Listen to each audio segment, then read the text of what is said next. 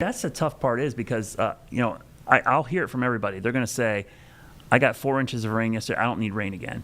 Here's the thing. In a week from now, you're going to need rain again because the thing about rainfall, we don't have storage. Like the plants use it, and then once it's gone, it's gone.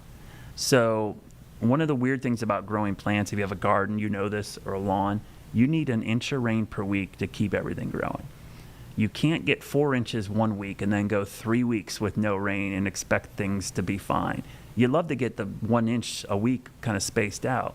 I always equate it to eating. I know everything relates back to eating sometimes, but it's like if you're starving and you have one big meal and then you don't eat for 3 weeks, it doesn't mean that meal you ate, that big meal is going to last you 3 weeks. You got to always sustain yourself. So that's kind of the way rain works, It's kind of weird that way. I mean, people, they'll say they have mud in their yard and they don't want to see rain again, but in the summertime, right now in particular, I just said the longest daylight of the year, it does not take very long for the ground to dry out. And remember, your plants, your lawn is all using this moisture. So it's using it like crazy. In the next week, if it didn't rain at all, your yard would be completely dry and everything would be dried out.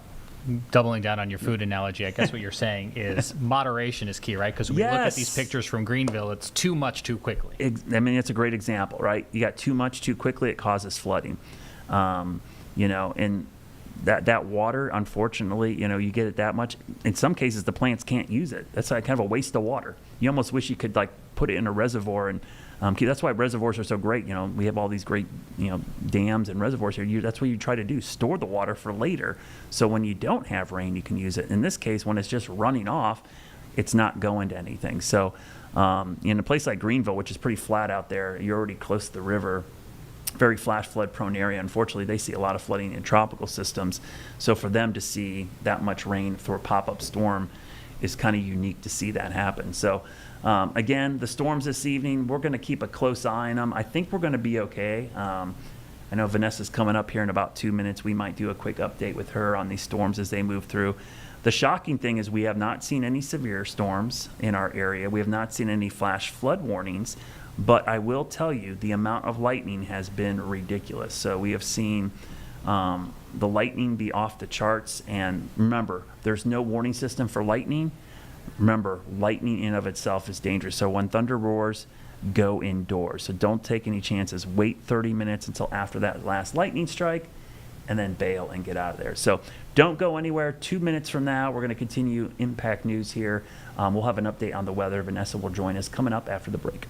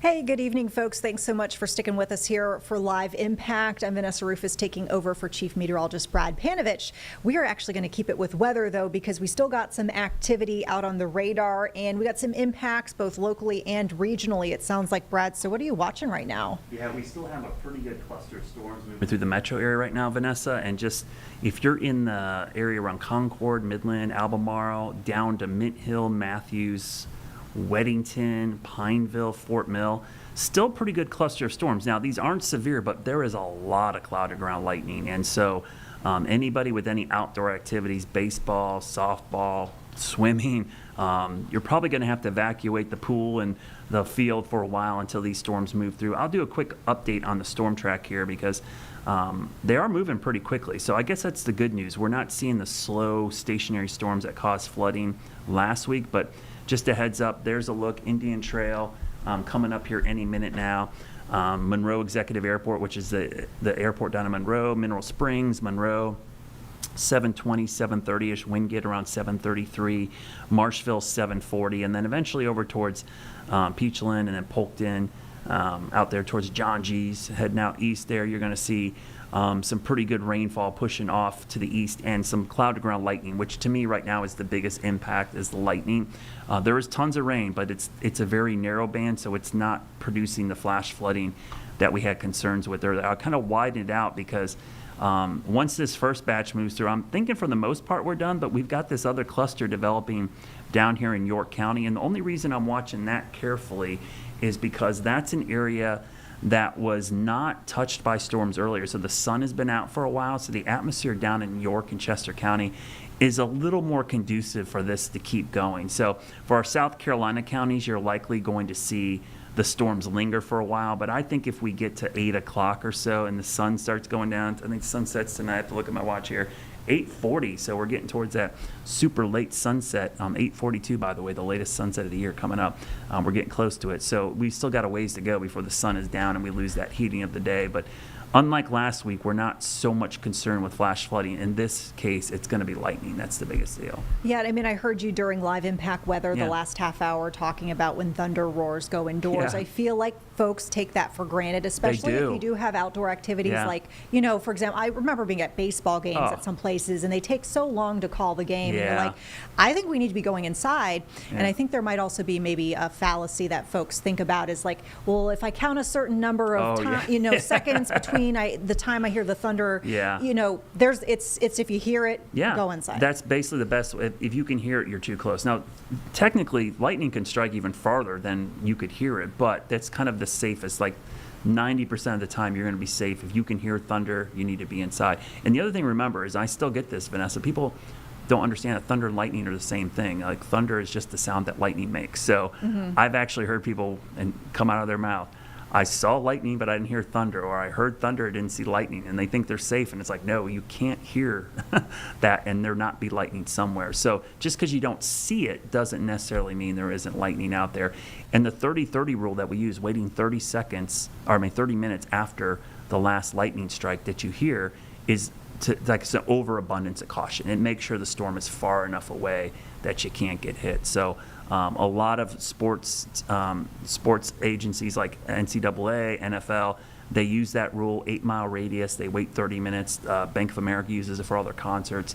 For pools, it's even more important because if the pool gets hit or the plumbing for the pool gets hit, you can get electrified in there. And there's this crazy stat that people that get hit by lightning, the majority of them get hit when it's not raining, because when it's raining, guess what they do? They go inside. Right. But when it's not, they get hit before and after the storm because they come back out after the rain has stopped, or they don't go inside early enough and they wait till the rain gets there. So the rain should not be your cue. It should be the thunder that gets you inside. Yeah, I mean, to your point, I remember covering several years ago, this was in a different city in a different state, but this story stuck with me to the fact that I think about it all the time from time to time, was a young man who he was out, it was baseball, a young man, I believe he was 9, and struck by, I guess you would call it a bolt from the blue in the sense that it was not raining. It really didn't even look like it was going to rain yet, and unfortunately he did not survive, and that sticks with me. So I think about that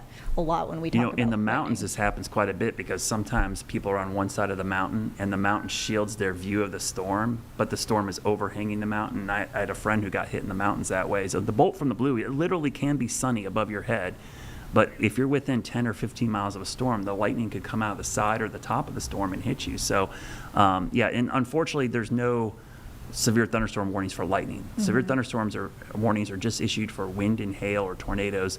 There's no criteria for lightning strikes for a warning, but all thunderstorms have lightning in them and by definition. So, and it's really one of those things, especially more people are doing outdoor activities, fishing, golfing, hiking. You're just outside more, so you're getting a higher chance of running into one of these storms. So that's our biggest concern this evening, Vanessa. I'll keep an eye on it, but right now, if you hear thunder, as you say, thunder roars, go indoors. I know it seems kind of cheesy, but it works if it sticks in your mind and you remember that. That's the whole point. Definitely. All right. So folks sticking inside for now. And we talked about this as well before. I always say landline phones, but I mean, that's just more of like an old school situation. But you being mindful, I guess, of things that are plugged in to the wall. Don't be washing the dishes or in the shower, any of those things. Anything attached to the outside of your house. If water, electricity, or cable can get in your house through a wire, so can lightning. So that's another good tip is even in your house, don't mess with anything plugged in while there's a storm. Okay. Thank you for keeping us safe, Brad. welcome. And of course, well, you know this, come back here to Live Impact News Studio if you've got something that you see bubbling up. Hopefully, though, it kind of just simmers out. Calms down at sunset, we hope. Yeah, hopefully so. All right. Chief Meteorologist Brad Panovich, thank you so much. We'll see you at 11. At the very least. So, okay, folks, thanks for sticking with us here on Live Impact News. We did want to mention we are keeping an eye on Charlotte City Council tonight. Actually, a couple items that we're watching for. We have both of our crews here this evening monitoring things. We had a preview of one story that we're watching from our Jesse Pierre earlier today, and it's zoning discussion pertaining to a mobile home park where there are a lot of folks. This is a pretty heavily immigrant neighborhood where they're concerned that they will be zoned out and there will be changes made where their community will basically turn over to apartment buildings. And then there's another one involving a proposal for a metal manufacturer out in West Charlotte. So let's listen into the discussion tonight. And of course, as always here on Live Impact News, we'll break in with any big breaking or developing updates. 8-foot planting strip and 12-foot multi-use path will be located along the site's Beatty's Road frontage. Staff recommends approval of this petition upon resolution of outstanding issues related to site and building design. The petition is inconsistent with the policy map recommendation for neighborhood 1 place type. However, the proposed multifamily attached dwellings would provide an additional housing option and a housing gap. The petition commits to providing a workforce housing program for 30% of the units for a period of 30 years at 80% AMI. The site is within a quarter mile of a commercial node at Beatty's Ford Road and Cindy Lane that includes retail, service, and institutional uses. Also would be improvements to the intersection of Beatty's Ford Road and Caps Hill Mine Road. And I'll take any questions following comments from the petitioner and the community. Okay, thank you, Ms. Grant. Good evening, Mayor Pro Starting Tem. route to 9700 Midworth Avenue. Sorry. It's happened to me before. Good evening, Mayor Pro Tem, members of council, members of the zoning committee. All right, folks, as promised, we're breaking in with anything big and developing right now. We want to turn to Mike Lindell. He's the CEO of MyPillow. He's actually speaking right now as there has been a verdict in his defamation trial. This is a liable verdict. So he's now been found liable for defamation and statements about Dominion voting systems. Executive Eric Coomer. He must pay $2.3 million. That is less than the $62.7 million that Coomer's attorneys had requested. Let's listen in right now.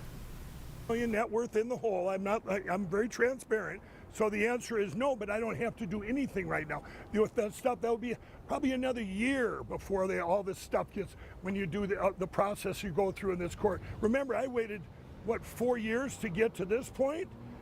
4 years that MyPillow had to get to this point to be totally vindicated. So you know, however long it takes. My biggest win, it's not about the money. I think I've shown that I've spent, what, $50 million on trying to secure our election to go to paper ballot. That's where I'm at. I'm not going to stop. I told the public 2 years ago I will borrow money if I have to. I have. I told that if Donald Trump was in power, I'd still be fighting to get rid of the machines. I have, now more than ever. And so that's where it's at. Can I ask you a question about your good friend, President Trump? You said in one of your emails to supporters that you had personally spoke with him about this case, which you called the most important trial ever.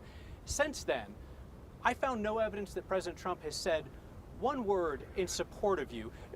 You've spent your fortune pursuing this crusade.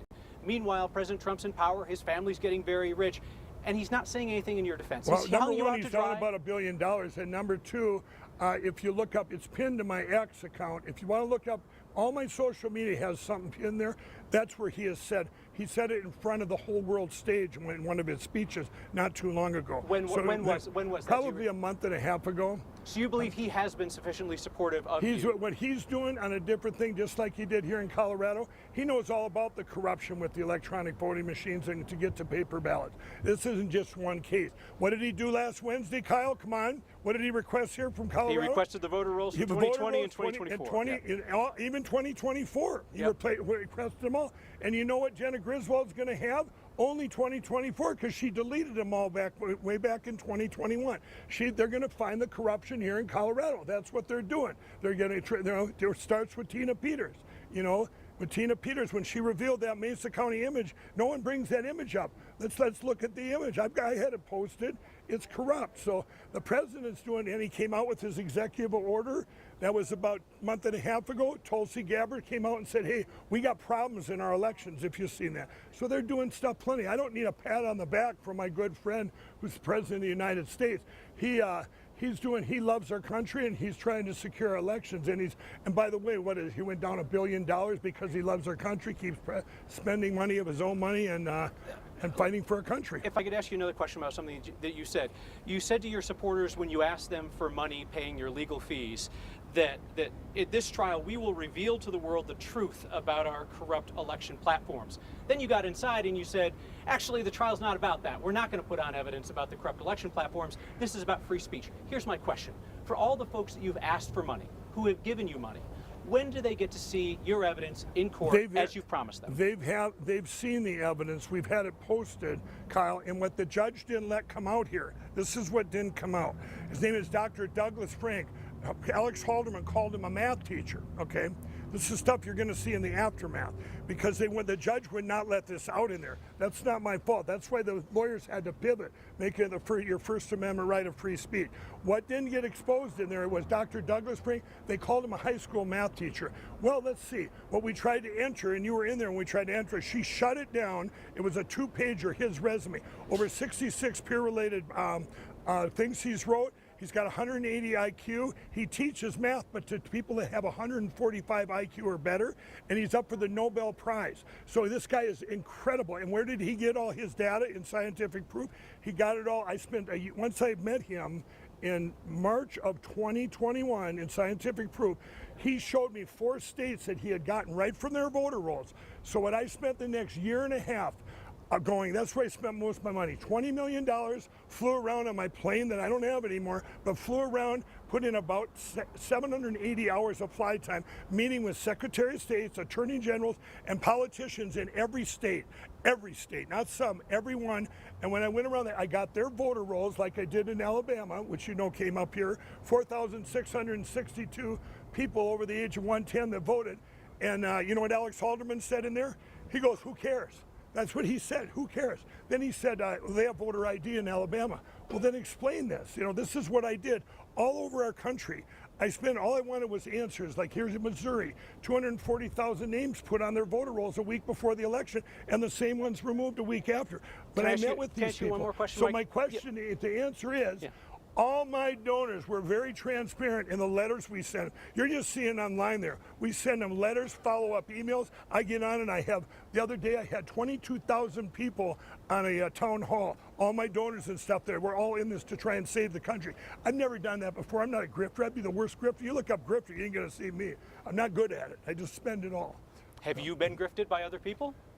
Have I been grifted? I'm sure I have, but I loved our country, love our country so much. In 21 and 22, I just threw out money wherever people, you need help, here you go. You need help, here you go. Not one penny did I ever use of donors' money until now for defense, because it's actually offense until this trial. One last question for you, Mike. The plaintiff's attorneys said in their closing that by hitting you with big punitive damages, it would send a message to election workers around the country. The jury chose not to do that. They didn't hit you with any punitive damages. They hit Frank's speech with some. What do you think the message the jury was trying to send? The message is that, I know what message that Dominion and Smartmatic and Coomer are trying to send by their last statement was, hey, you need to hit Mike Lindell hard so we don't have people like him speaking out and with disinformation that they're saying is disinformation, right? That was his line. Well, I think the jury said, you know what, free speech is alive and well in this country. And you know what, maybe they should have brought it up. I brought it up. Remember back in 2021, Dominion sent out 150 letters to people that just seen something happen. You know, you shut up or we're suing you. That's what lawfare is, Kyle. And I think the message of the jury is, hey, you're not going to be able to go after your companies and to go after your money just to suppress and try and kill your voice. Because you know, and everyone knows, that's why they were going after my pillow. That's why they were going after everything they could. So I would stop talking. Let's run him out of money and maybe he'll shut up. So I think the jury didn't listen to him there and said, hey, you know, it's our right to free speech, especially against the government and these machines that run our elections. You pay for them, Kyle. We pay for them out of our pocket. Let's get some transparency here. That's all. You know, open them up. If you have nothing to hide, you know, open them up. What about ES&S down in Omaha, Nebraska, the biggest machine company in the United States? If I was them, I would have came up by now and said, hey, ours are way better than Dominion. We have nothing to hide. Look inside. It was corruption in their machines, too, across this whole country. And we're not on the internet. Rubbish, you know. So, Thank you for your time, Mike. I appreciate it. All right, thanks, man. So you said this jury you don't think they wanted to suppress your voice. Are you going to keep on doing the same thing you've always done and talk about? Election platform, 100% I am. Okay. 100% I am. I will not stop talking until we don't. All right, so folks, you can see wrapping up their reaction from MyPillow CEO Mike Lindell following the development here in that defamation trial. He has been found liable for defamation in the statements he made about Dominion Voting and Dominion Voting executive Eric Coomer. So as a result of that, he must pay $2.3 million. We mentioned that this was far less than what Coomer's attorneys were asking for. That figure they wanted was $62.7 million. However, we do see Mr. Lindell is among many folks who, following the 2020 election, repeated false claims that Dominion and Eric Coomer used election equipment to flip votes to Joe Biden. And we see even in the wake of that, some conservative news outlets having to retract statements, apologize. There was a settlement that Fox News had done back in April to avoid a trial in a lawsuit, but here we see MyPillow, Mike Lindell, having now to pay according to a federal jury. More on that to come if we see any big developments. We do want to turn back here to Charlotte City Council, as we prefaced for you. Some zoning discussions, a couple items we're watching. We've got a group that is in a mobile home community speaking out about potential changes that would put an apartment complex where they live. They fear they're going to lose their homes. And then we're also talking about plans we're seeing for a West Charlotte community and a metal plant. So let's listen in right now. I'm trying to see if I can get an idea of which item we're on. Hard to tell, but let's listen in once again. This is kind of a raw, unedited feed that we're jumping in together all at once. So we'll find out. And if I get more context, I'll bring it to you. Site is served by the CATS 52X bus route, and the petitioner will coordinate with CATS on any of those bus stop improvements. It is directly adjacent to, as well, just to the north, a commercial center with a grocery store and some other commercial uses. Staff does not recommend approval of this petition in its current form. No real concerns with the type of project that's being proposed and the residential component, just some site design features and some transportation items that need to be resolved and worked through as we continue through through the process. But again, no overall significant concerns with the proposal, just a lot of details and items that need to be cleaned up before staff can reevaluate our recommendation. But from there, we will turn it over to the petitioner, and we will take any questions following their presentation. Thank you. Okay, Mr. Anderson and Mr. Madden, you have 10 minutes in aggregate. Thank you. I'm Joel Madden with True Homes, Mayor Pro Tem. Council, thank you for having us here tonight. As staff mentioned, we're working through some minor issues with staff. We've been in close communication with really 3 departments: planning, transportation, and parks and rec, and we feel like we've got all of those agreed to in principle, so we'll be submitting an updated plan that we believe addresses all of those issues by Wednesday of this week. And then just wanted to also add, we held a community meeting, did not have any in attendance in that meeting. That was an in-person meeting at a nearby church. So we're going to hold another meeting in mid-July. I think we're targeting July the 9th. We're going to do that one online just in case that promotes additional neighborhood involvement. So other than that, we'd be glad to try to answer any questions you might have. Okay. Staff, did you have, since you're in opposition, are you okay? Yep, we're good. Thank you. Okay, great. Ms. Molina? Thank you, Mayor Pro Tem. So I actually went to that meeting and I couldn't find it. You're the one. So somebody I am the one, and I am the council member. One of the people in the church said they saw someone and directed them across the street. They directed me across the street, and I couldn't find it. So if I couldn't find it, I know if a resident was interested, they couldn't find it. So that's first things first. And secondly, I feel uncomfortable. So again, what I do as an elected representative for this 125,000 plus district of human beings is I look at what our policy says we can and can't do, and then I connect with the residents.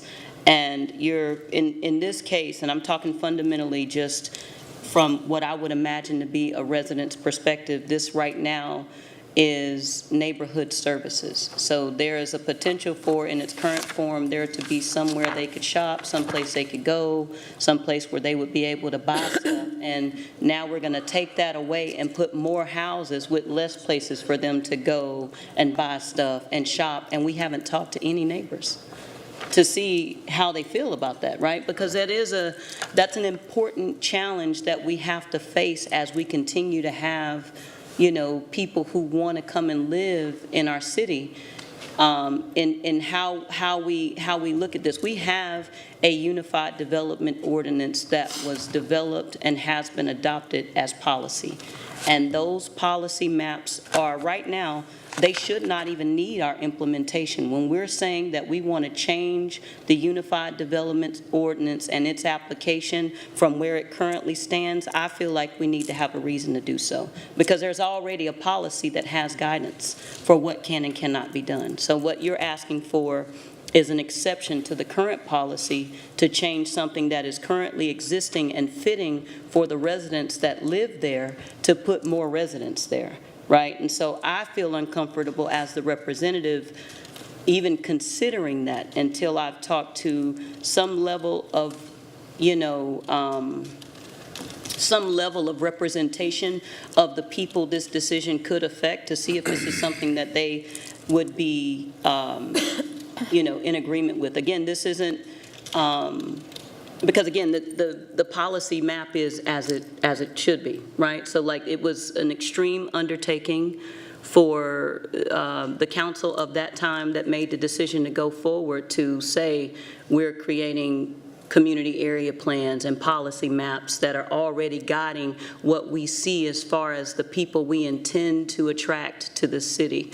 And when we say, hey, you know what, we're going to create increased density, or hey, we're going to change what the scope of what that alignment is, then I think when we're going beyond what the rules already say, I feel real compelled to say we have to make sure that there's consensus. So staff, I hope that, you know, first I know that you're adhering to what you see could be potentially for that area, but I think we have a responsibility if we're going beyond what the policy states, because I'm not speaking out of alignment with what the policy states. I'm not saying that we can't create density, but based on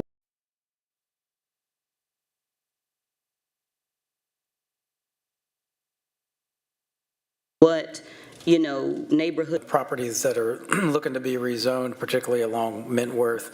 On the south side of Mintworth is 2 office buildings and what was a proposed Walgreens, and on the other side is 1 office and 2 retail spaces, one of which was constructed. All right, as promised, folks, I wanted to provide a little more context to the item we're listening in on for this Charlotte City Council meeting. Once again, this is discussions of zoning changes.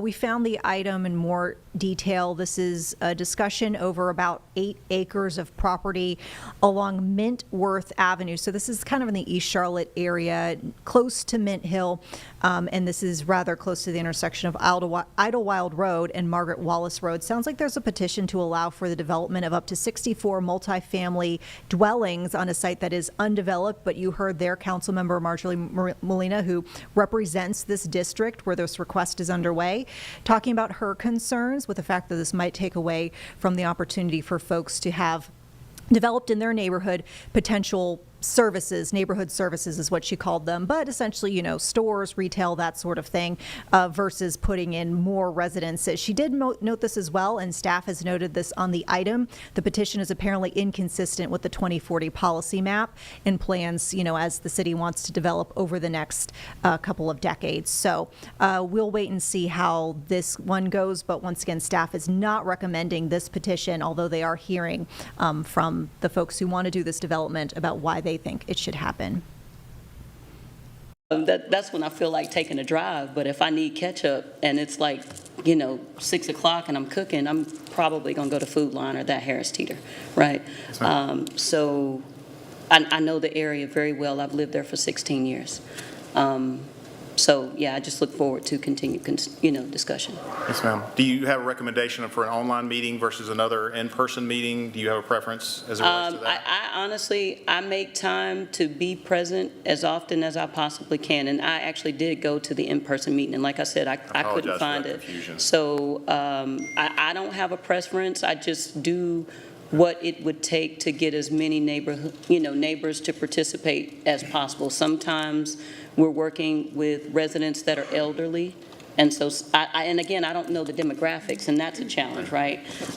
If we have elderly neighbors, then sometimes the online is a little bit more accessible or not, right?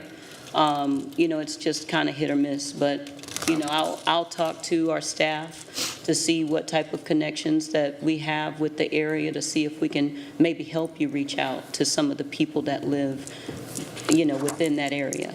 We would appreciate that collaboration, absolutely, and we can go either way with that. We tried to do it in person just because I always believe face-to-face is better if you can accommodate that, but also understand the accessibility and things like that. So absolutely. Certainly open to that. To your points, this was a part of a rezoning that was done originally a number of years ago. You're familiar with the area, of course, with the Harris Teeter and the pizza place, which is fantastic, and there is some shopping there. And this, for whatever reason, has sat dormant for quite some time, so that's why the property owner reached out to us and said, hey, would y'all consider something here, because it hasn't taken root from a neighborhood, traditional neighborhood services type of arrangement heretofore. So we'd love to chat more with you. If you'd like to, any strategies you might have on getting some public involvement, we'd certainly be open to that. We're excited about the project. We think it would bring a lot to the community, and feel like we bring a quality home to the area, but certainly understand your concerns. And again, my apologies for the confusion it was with that church kind of split on opposite sides of the road. I was confused when I got there too, to try to figure out where we were supposed to go. So Yeah, I was. And like I said, there was a really nice lady who came out to greet me, and she was like, well, try across the street. And then I went across the street, and I was like wandering, looking like I was lost. We were waiting for somebody to walk in after we heard that, and then we sent somebody outside, and I think by then you probably gave up on us. Yeah, so I was like, okay, there's probably not a meeting happening or something. Where I called staff. Actually, I called the person who helps me. I'm like, I think I'm in the wrong place. So, yeah. Sorry. But we'll figure it out. For that. Absolutely. Yep. Thank you so much. That's all I have, Mayor Pro Tem. Move to close the hearing.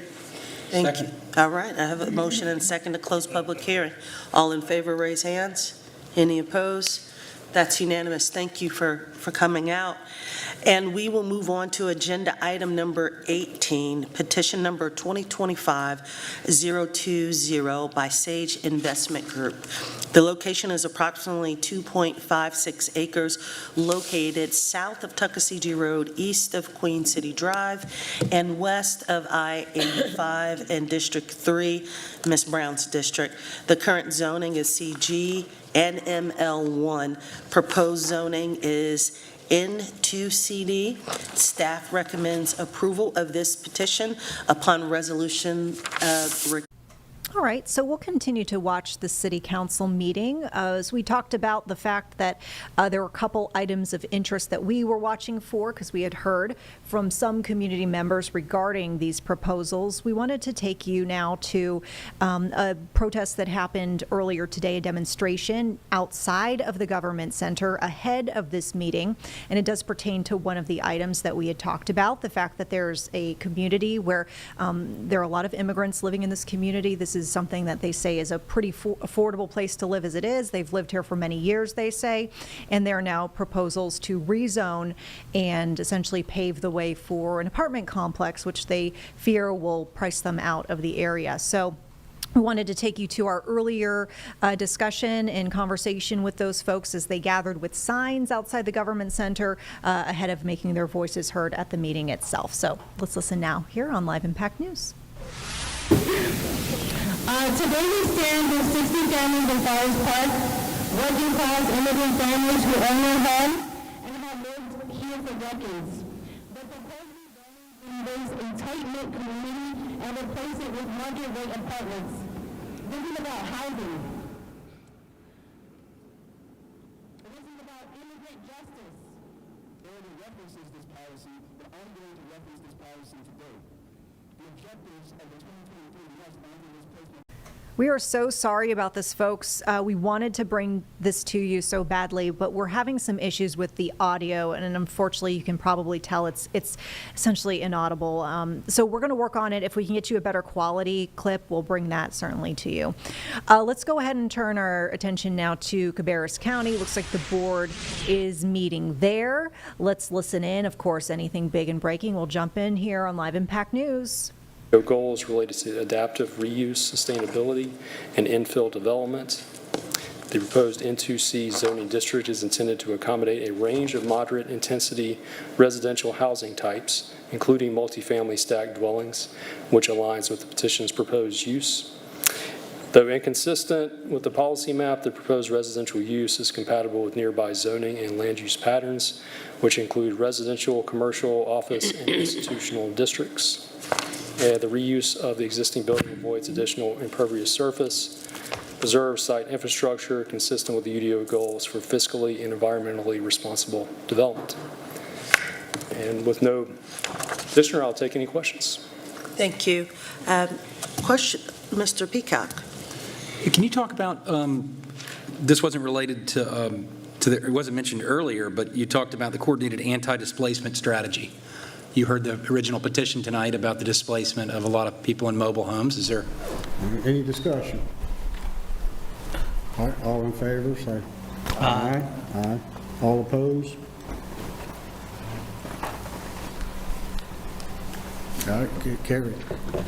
If I may back up 1 second, I'm so sorry, I forgot to add this language, but because we adjusted the Economic Development Corporation allocation, we will have a public hearing that will need to come back to the board next month to have that funding recognized by the public. And so that'll be subject to holding the necessary public hearing with the additional funding. That's fine. I just wanted you all to be aware. You will see that next month on your agenda. That's fine. All right, next we'll move to motions of appointments and committees.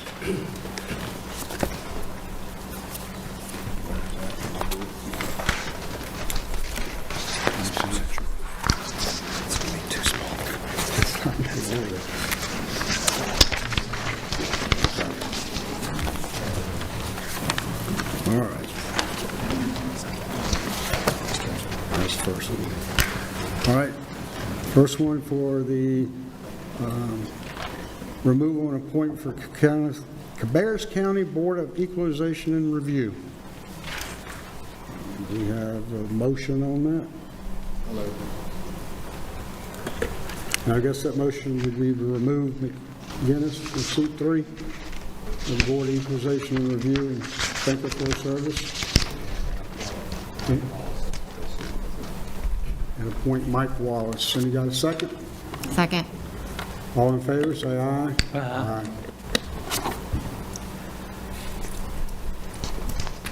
Next would be Board and Committee appointment for the Central Iowa Workforce Development Board. I have a motion to appoint to fill seat number 1. Anybody?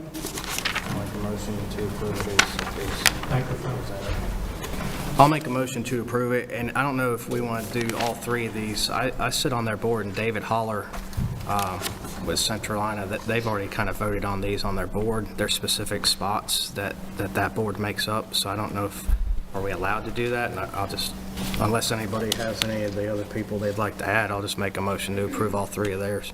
That's completely fine. I'll second. Traditionally, we have. Yeah. Go. All right. Any discussion? All in favor, say aye. Aye. All opposed? Okay. Next would be removal appointment. That's all the same one. Sorry, we just did all those.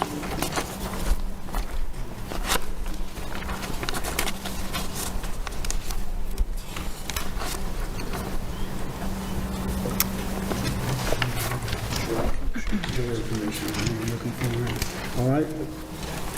This is a motion to appoint a position in the jury for the county commissioner, appointed for the commission term. Is there a motion? I would like to make a motion to appoint Christine Barrier. Second. Do we need to remove them? Any discussion? All in favor, say aye. Aye. All opposed? All right. Board and Committee appointment for Juvenile Crime Convention Council.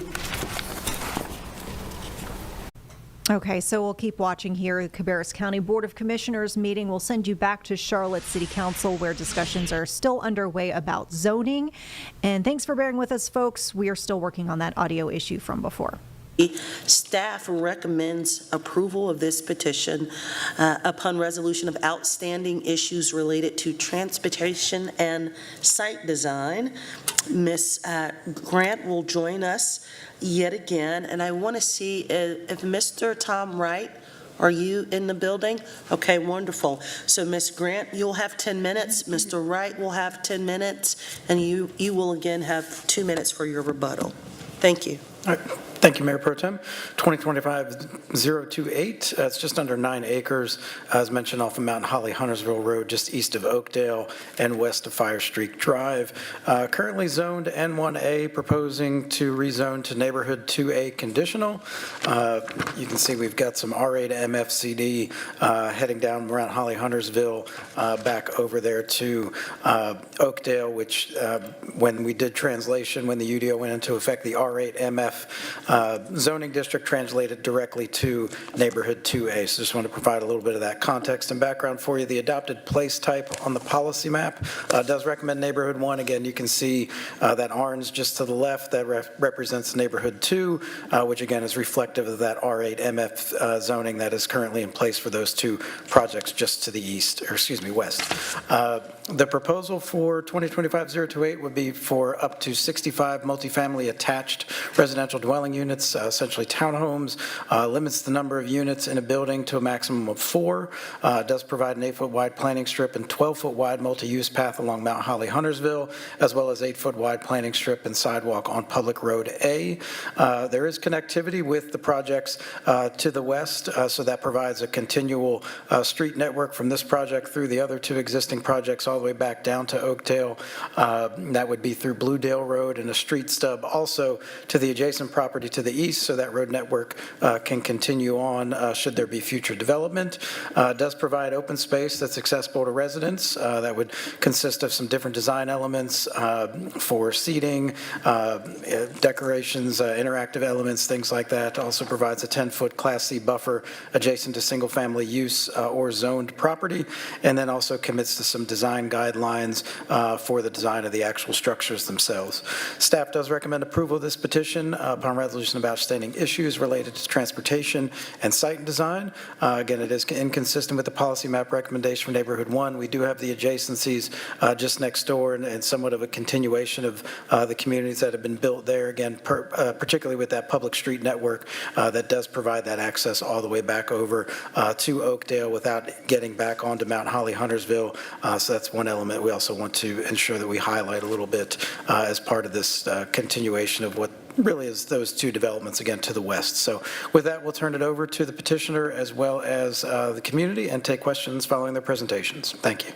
Okay, thank you, Ms. Grant. Good evening, Mayor Pro Tem, members of council, members of the zoning committee. Bridget Grant here on behalf of John Floyd. I'm covering for his case tonight, so you might do additional follow-up with him. We're here representing Creighton Call and Canvas Residential on what's essentially a third phase to this rezoning community. Staff mentioned that's an 8.91 acre site, and I'm not going to repeat everything that Dave said. Let me jump ahead to the site. This got developed as Oak Lake Phase 1. The initial phase was developed as a transition upon what was supposed to be potentially commercial where Oak Lake Phase 2 is. And so we were transitioning between commercial to townhomes in this location.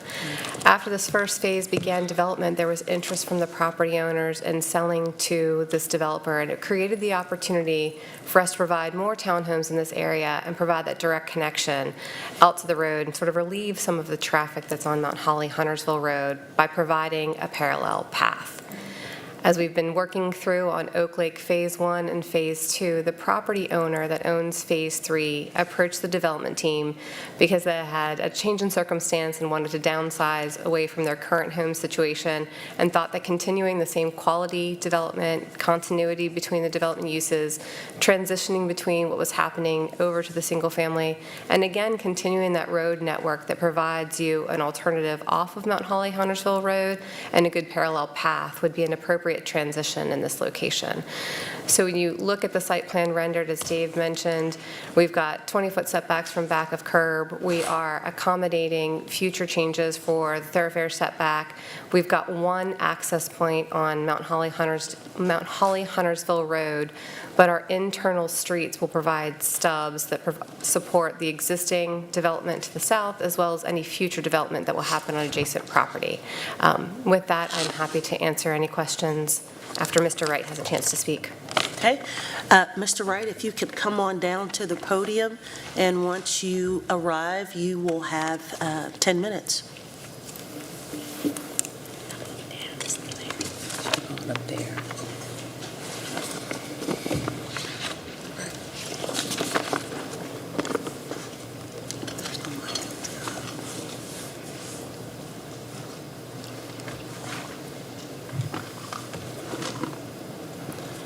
Thank you for your time. My concern is with the amount of traffic. The proposed additional development is going to be up to 65 units, which I'm sure that's probably what they're going to put there, allowing for 1.5 spaces for vehicle parking. That's up to an additional 90 vehicles. Now, I understand that they've proposed or are putting in a road that will parallel Mount Holly Huntersville Road, but there's also going to be one entrance that is coming out somewhere, roughly a couple of football fields is about the best analogy I can give you, down from my property. And my property is directly adjoining to the property that they're going to build on. And, excuse me, that property, my property has been in the family. Well, I'm 76 years old, so property's been there 75, 80 years. It's been the same family. Additionally, I have relatives who live behind and beside of me who have been there just as long as I have, and they couldn't be here tonight due to poor health. But my concern is the additional growth of traffic. Now, Holly-Huntersville Road used to be a pretty little two-lane country road. Now it's a two-lane country speedway. I can stand in my yard and hear the cars leaving the traffic circle a quarter mile down the road, and it sounds like a drag strip. So my big concern is the additional traffic. Granted, some of the people are going to use the roadway going out down to Oakdale, but there's some going to use the other, and that's my big issue. Thank you. Thank you. Ms. Grant, you have 2 minutes.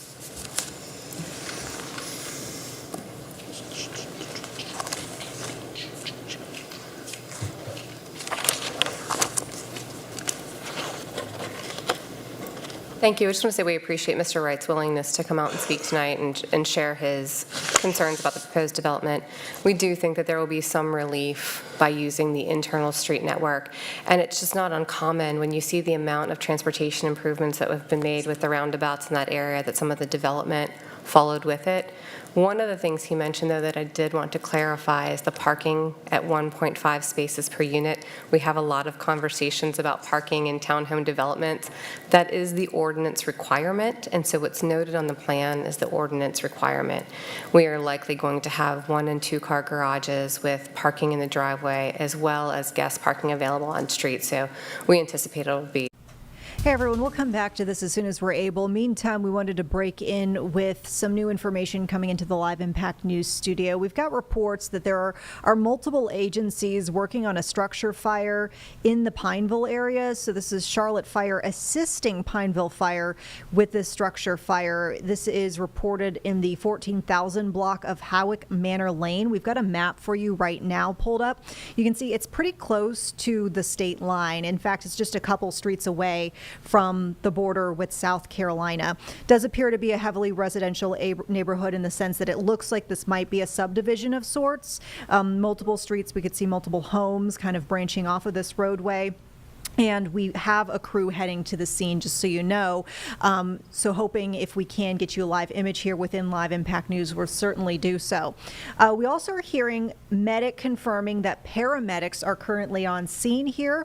That's not to say that there are confirmed injuries, but they have at the very least sent paramedics to the scene to respond to this. Perhaps in the chance that there might be injuries, they can attend to folks if needed. So we will wait to hear if there are any folks who are indeed injured in this situation. But once again, hearing that multiple agencies, Pineville Fire, Charlotte Fire, responding to this structure fire reported in the 14,000 block of Howick Manor Lane, close to Lancaster Highway, close to Providence Road, and as we mentioned, just a couple streets away from the state line. Medic confirming that they have paramedics on scene. However, they have not confirmed whether they've had to transport anyone or treat anyone for injury. Stay tuned here on Live Impact News. As we talked about, if our crew gets there, gives us more information, we'll break back in with that. Or if we get you live images, we certainly will take you there live. Meantime, we'll send you back to Charlotte City Council. Zoning discussions are still underway, and keep it here on Live Impact News. We'll have updates for you on multiple stories here that we've been following this hour throughout the rest of this hour and the next. For a number of years now, to look at what we're approving in real time to see the impact of it. Ms. Grant, when we're looking at the possible connections, what were the improvements that have been committed to by the organization you're representing? The commitment is to provide the extension of the existing public street network from phases 1 and 2 into phase 3. So it's essentially an execution of what we would refer to as our subdivision requirements, where we're building a street network to provide a parallel road that runs parallel to Mount Holly Huntersville Road. So it would be an alternative route. And the idea of connecting this multifamily into this residential community versus having a stub road, staff, we're mandating that? So the projects to the west of this both built public streets that extended from Oakdale with the intention of building out a network that could be a public road network for folks to get from one side of that area to another without having to get on Mount Holly Huntersville. So they are all public streets that are being connected to, so we're not connecting from a public street the city would maintain to a private street that's maintained by, an HOA. They're private alleys, but the public street network is something that was designed with the initial project and will continue forward to the east should other projects be approved. But it's essentially, again, trying to build that parallel road network to Mount Holly Huntersville to provide some relief for it. But yes, that is a requirement. So in our requirement, and maybe I've missed it, can you point out where we have the language regarding the fact that traffic calming is going to be installed? Because the reality in residential is 25 miles an hour. As was mentioned, and what I know because I live along the area and I drive different parts of Mount Holly, Huntersville on a daily basis, is that when individuals are cutting through neighborhood, they are not adhering to 25 miles an hour. So where's the language that ensures the protection of this residential community and or has commitments regarding traffic calming via speed bumps to make sure they're protected? I'm not aware of any traffic calming that's built into the proposed road network, but I don't know if CDOT has anything else to share on that, but I'm not aware of any other commitments to traffic calming for the new road network. So that is something that, while we're looking at updating language and we're looking at community impact, that needs to be taken in consideration, because maybe staff has the time, maybe they don't, to actually drive these communities where you are supporting development. But currently in residential neighborhoods, especially single-family neighborhoods, where the speed limit is 25 miles an hour, when we are adding these connectors, that is not how individuals are driving. So just as it was mentioned tonight that you can hear the vehicle, especially down at the roundabout at the other end, it's a mini speedway. It doesn't get as much attention as other parts of the city. Yet the vehicles still utilize these straightways and these connectors through community. So if we're going to say we have a priority around aging in place and staying in place, that means that we also need to have a commitment to ensure that whether it is the petitioner that wants to connect in, or if we're going to mandate the connections, that we have the language in place that actually protects these neighborhoods. Excuse me, Bridget, I don't know if there's an opportunity to speak to your clients, but if we're talking about connecting into residential community, then there has to be some benefits to that community, because unfortunately, traffic patterns today, individuals need a little guidance on how to drive versus what they actually do. And sometimes that means we need to be a little bit more proactive on the front end. So it would be helpful if you can have a conversation and we can follow up. We'd be happy to have that conversation. And just for full transparency and acknowledgement, I did make sure to post this on to Nextdoor for the community, so that others will also know that this hearing was happening tonight and how to reach out if they had comments. Because there's a lot of moving parts happening all along Mount Holly Huntersville Road, but it's really just one really good drag road, depending on the morning or the time. But what I can say, just in the last 6 months alone, it can take me anywhere from 8 minutes up to 8 minutes just to make a left turn out of my community. Oh, wow. Because of the amount of traffic. So, and that's not even seeing all of the impacts. That's just a few of the lane going down to one lane. Okay, we've got a few more details we wanted to break in with regarding that fire we just talked about out of the Pineville area. So we now have multiple agencies, it sounds like, working this in addition to Pineville. We've got Pineville Fire, we've got Charlotte Fire, and now we've learned this is in the jurisdiction of what's called Carolina Volunteer Fire Department, which does confirm, they posted on Facebook just a minute ago, that they are working a house fire off of Hawick Manor Lane. So we showed you on the map earlier, it's very close to the state line, and apparently this is in the jurisdiction of this particular volunteer fire department that strictly attends to rescue services needed in Pineville for folks living along Lancaster Highway specifically. So really detailed description there of just that one specific area that they attend to, but needing assistance from other agencies. Good news is no injuries reported, so we're happy to report that. At this moment, no injuries reported, but if you're in the area, we wanted to give you a heads up that the scene might look more concerning than it is from the injury front, and that's because Medic says that it's sending its mass casualty bus to the scene. They say because it is so hot, they need that to help their firefighting partners cool off. So if you're in the area, your neighbor, and you're watching this, and you see the mass casualty bus, not to say that there was mass casualty or lots of injuries, no injuries, but this is strictly for firefighters to have a place to go inside somewhere cool, as it is so hot and sticky at this hour. More information to come on this. We mentioned crew headed out there, so if we can get you a live picture, we'll definitely have that for you here on Live Impact News. Let's break back in here with the City Council meeting in progress discussing zoning items. The items that we talked about was the adjacency of the neighborhood 2 place type and the continuation of that community and that public street network, providing that kind of alternative routes, like we said, on Mount Holly, Huntersville, that does get you back over to Oakdale. There is also recent entitlements on the other side of that that would provide some neighborhood services. I believe it was upwards of 20,000, I think, square feet of some neighborhood services at a shopping center at the other corner of that Oakdale and Mount Holly, Huntersville. So we did see some services coming to that as well. But those adjacencies and that public street network were two things we looked at, as well as we talked about. I know we talked about getting some dates for when that data is pulled from, but the housing information, the housing gap study that we look at did identify this as an area of need for housing. That was something that we did cite as well. So those were some of the main reasons that we made our recommendation and had our rationale as we did. Okay, and I'll just say, when I talk about cumulative impact, that's schools and everything, and we, as a council, really have to sit back and think about what's our city going to look like in 10 years from these decisions we're making.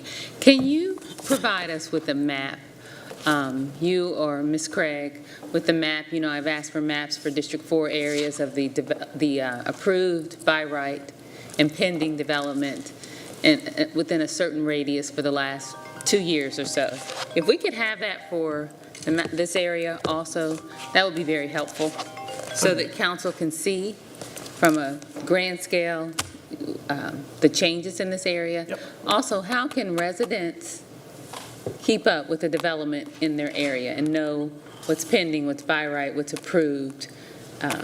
Can you give a recommendation? Yeah, we can certainly produce some maps as requested. I would say the best way for folks to stay plugged in on active projects, development projects, city-related projects, rezonings, the Development Near Me app is really the best way to track that stuff. That's something that is kept up and kind of in live time. You can go in and see what type of project's being built, if it's a new water line or a new subdivision or road improvements, street lighting projects. Those will all be captured in that, and folks can click on the different items and see what those projects are, know who to talk to, and they can reach out and get information on those individually.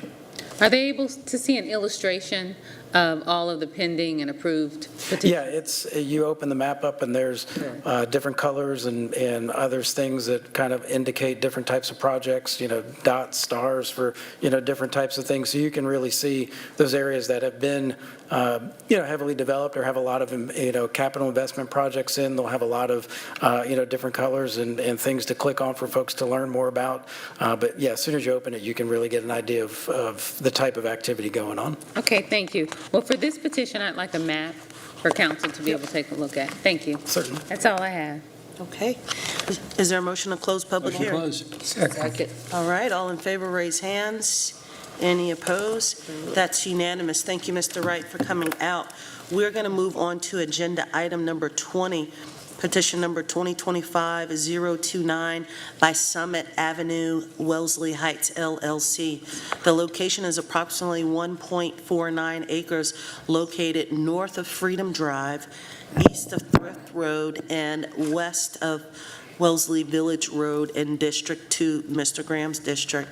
The current zoning is MUD O SPA. Proposed zoning is NCCD. Staff recommends approval of this petition upon resolution of requested technical revisions. And after staff's presentation, Ms. Sarah Stewart, you will have 3 minutes. Thank you. Good evening. Petition 2025-029 is located on the north side of Freedom Drive, east of Thrift Road, and west of Wesley Village Road. The site's approximately 1.49 acres and is currently undeveloped. Current zoning is MUD O SPA, Mixed-Use Development District Optional Site Plan Amendment. Proposed zoning is NCCD, Neighborhood Center Conditional. 2040 Policy Map recommends the Neighborhood 2 place type for this site. The NC District is inconsistent with the policy map recommendation. And approval of this petition would revise the policy map to the neighborhood center place type. A little background on the site. A previous MUDO SPA plan proposed the development of a mixed-use building containing 10,000 square feet of retail and 66,000 square feet of office. This proposed plan allows all uses permitted in the NC zoning district with the exception of some automotive-oriented uses such as gas stations, vehicle repair facilities, car washes, car dealerships, etc.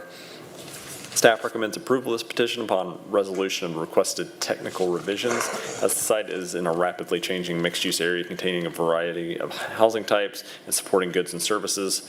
The current MUD-O zoning allows intensive office and commercial uses, while the proposed NC zoning district allows for building forms that may be more compatible with the scale of the surrounding area and permits a wide variety of uses while prohibiting auto-centric uses, so that the site may promote walkability and compact development. Happy to take any questions following petitioner's presentation. Thank you. Ms. Stewart, come on down. And upon your arrival, you will have 3 minutes.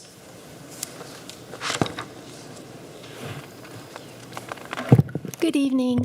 Thank you, Mayor Pro Tem, council members, and zoning committee members. I don't really have anything to add to staff's presentation, but I'm happy to answer any questions you may have. Move to close the hearing. Second. Okay, all in favor of closing public hearing, raise hands. Any opposed? That's unanimous. Thank you for coming out. We'll move on to agenda item number 21, petition number 2025-036 by Range Works. The location is approximately 1.55 acres located south of Bryant Street, west of South Summit Street, and east of Freedom Drive in District 2, Mr. Graham's district again. Current zoning is NC. Proposed zoning is CGCD. Staff recommends approval of this petition upon resolution of outstanding issues and technical revisions related to transportation. After staff's presentation, Mr. Cullen Brown will have 3 minutes. Thank you. Yeah, this petition is located at the corner of Bryant Street and Summit Street. It's approximately 1.55 acres and it's developed as a surface parking lot. The current zoning is NC Neighborhood Center and the proposed zoning is CGCD, General Commercial Conditional. 2040 Policy Map recommends the Community Activity Center place type for the site, and the proposed zoning would be consistent with that place type. Proposed plan calls for the development of a driving range and private outdoor recreation facility with a minimum of 36 or maximum of 36 driving bays. The structure would be a maximum of 11,000 square feet and would be open air. The existing surface parking lot would be is proposed to remain underneath this driving facility. The site permits only the land uses of driving range, private outdoor recreation facility, and parking lot as a principal use. Staff recommends the approval of this petition upon resolution of outstanding issues and requested technical revisions related to transportation, as the comprehensive plan calls for the Community Activity Center place type to provide entertainment, and open space and mixed-use walkable settings. And the proposed driving range and outdoor recreation facility could advance the goals of providing recreation facilities in the area. I'm happy to take any questions following Mr. Brown's presentation. Thank you. Mr. Brown, welcome. Thank you. Mayor Pro Tem, council members, zoning committee members, Colin Brown on behalf of RangeWorks. This is a cool petition. So if you know this area, it is an area that is rapidly changing. My client RangeWorks is working in partnership with the property owner, which is a group named Asana. So here Asana owns the Grinnell Waterworks, which is kind of a historic building, lower level, 1 to 2 story buildings. And as you all know, you're seeing every surface parking lot like this one out there is being replaced by new multifamily housing or something like that. So what Asana is trying to We'll return you to Charlotte City Council's zoning discussions in just a moment, but wanted to break in with some new information coming into the Live Impact News studio. As of just a few moments ago, we're seeing White House Press Secretary Caroline Leavitt confirming that President Trump is actually set to leave the G7 summit underway in Western Canada right now early. And so it looks like President Trump is actually going to return to Washington. This is all to focus on what she says that situation going on in the Middle East. So you can see that post that she put on X just a little bit earlier tonight, saying, quote, President Trump had a great day at the G7, even signing a major trade deal with the UK and Prime Minister Keir Starmer. Much was accomplished, but because of what is going on in the Middle East, President Trump will be leaving tonight after dinner with the heads of state. And we know that the tensions in the Middle East, the conflict going on between Israel and Iran is taking big focus right now at the G7 with lots of folks there talking about, what kind of stance world leadership should be taking on this matter.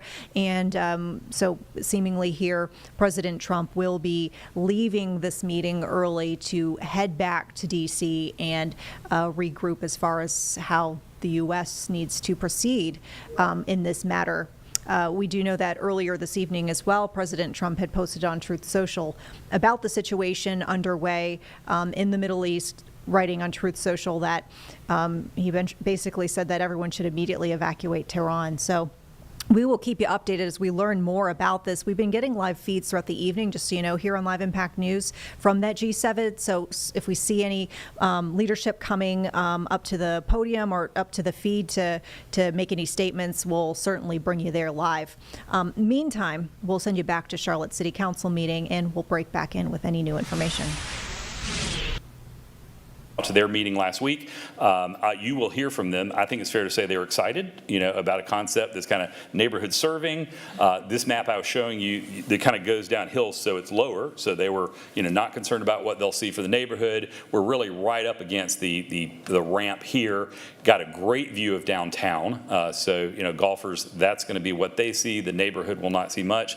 The neighborhood is excited about this use and, frankly, about having something new and bright and secure. There are some other, happy to answer questions if you have them. Thank you, Mr. Brown. How many of these RangeWorks currently exist? This is a new company. There are several in the works. Charlotte would be the first delivery. And if you're in marketing, this is a magic location to be able to bring people there. Right. As promised, folks, we're breaking back in with new information. In fact, new images we're getting out of Pineville. So we shared with you just a few moments ago, we had a crew en route to Howard Manor Lane in the Pineville area where there's a house fire that was underway, multiple agencies responding. Our crew is now on scene. We have live images for you right now. And you can see a close-up shot of that roof damage that we're seeing. Looks like maybe there was some damage from the fire because of that. Unknown whether there are other parts of the home that are damaged, but of course here it looks like our crew's kind of zooming out to show you not only the home, but the neighborhood itself. You could see a lot of neighbors appear to be collecting around on the sidewalk and in the street, looking at this site. Looks like we've got yet another agency that we hadn't heard of yet that was responding, but seemingly it looks like Indian Land Fire also responded based on the ladder truck that we see deployed right now, just off to the far right of your screen right now. But just to recap, this is the 14,000 block of Howick Manor Lane, very close to the intersection with Lancaster Highway and Providence, and it is also just a couple streets away from the South Carolina line. This was in the jurisdiction of Carolina Volunteer Fire Department, so this is apparently a volunteer fire department that specifically works on public safety response just for folks living off of Lancaster Highway, seeing the need seemingly to call in other agencies, including, as you saw, Indian Land there. Charlotte Fire confirmed that it was on scene helping. Pineville Fire confirmed it was on scene helping as well. Good news is no injuries are reported here, at least as of last check several minutes ago. Medic got back to us writing no injuries, but they did send their mass casualty bus to the scene. So that certainly probably, I would say, drew some looks from the neighbors, because whenever you see that bus roll in, you know, it says mass casualty on it. That can be concerning to see. But Medic says they strictly sent that bus in order to help firefighters on this very warm and muggy and steamy day keep cool as they were working on this fire. Really good news as well as we see the live looks here from our crew on scene. I'm not seeing any active smoke or active flames coming out of the roof here. So while unfortunately, yes, there is some damage to this home, looks like this is largely under control at this point. And we are, of course, going to try to get some updates as we can from fire officials on scene to see if they can give us an idea of the extent of the damage or if there are any new details to report on this front. But just letting you know, once again, our crew is there in the Pineville area, Howick Manor Lane, where there is a house fire that's seemingly contained at this point. No injuries reported, but a rather large agency response in the sense of the numbers of agencies that we've seen coming to the scene to help out. So we'll get you updates as our crew is able to provide more information there. I'm just kind of taking a look. Looks like that's the fire marshal. I could tell by the jacket. And so perhaps there will be more to come shortly on what caused this and any other sort of details from that front, the investigation that we can share. Okay, let's turn you back to Charlotte City Council. We will break back in with Pineville as necessary, but our crew does need to start gathering more information there and moving the camera around, so we'll pop back over there in just a bit. A&DO. Staff recommends this petition, and after staff's presentation, we will have Mr. Carmichael. He'll have 3 minutes. Thank you. Petition 2025-037 is approximately 1.23 acres located on the north side of Shopton Road, west of Beam Road, and east of Pinecrest Drive. It is surrounded by a previously approved petition on over 100 acres for light industrial development. Current zoning, 2 separate pieces to this rezoning.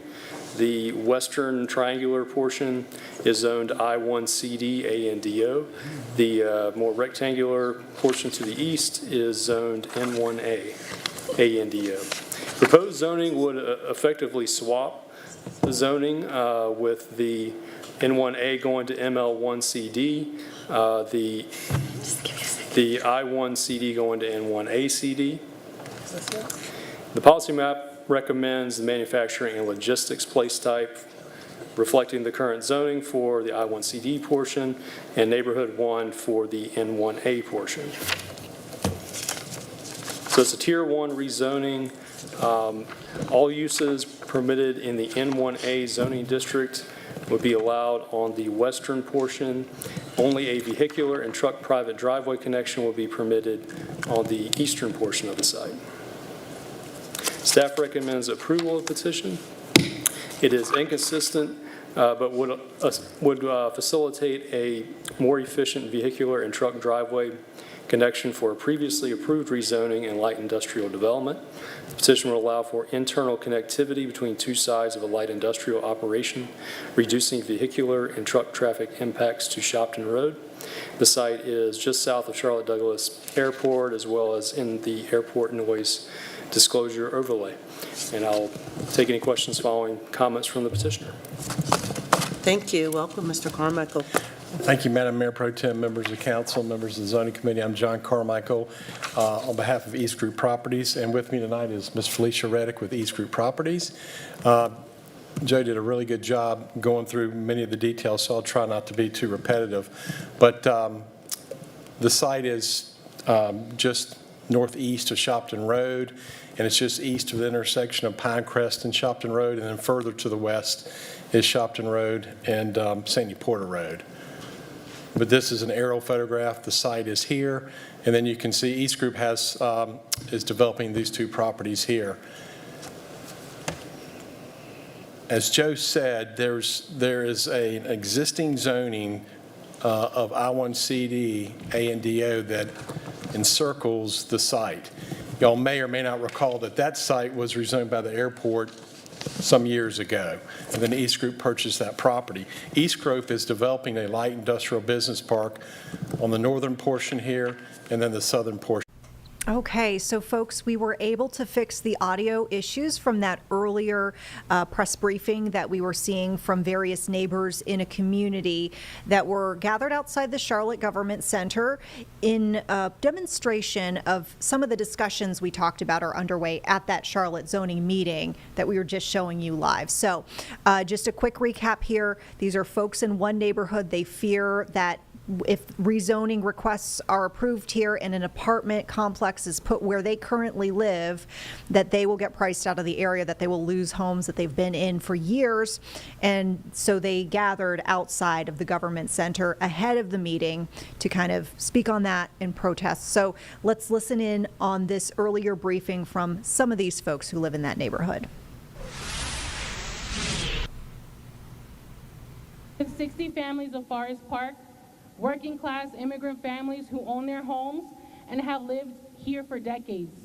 The proposed rezoning would erase a tight-knit community and replace it with market-rate apartments. This is about housing. This is about immigrant justice. This is about what kind of city Charlotte wants to be.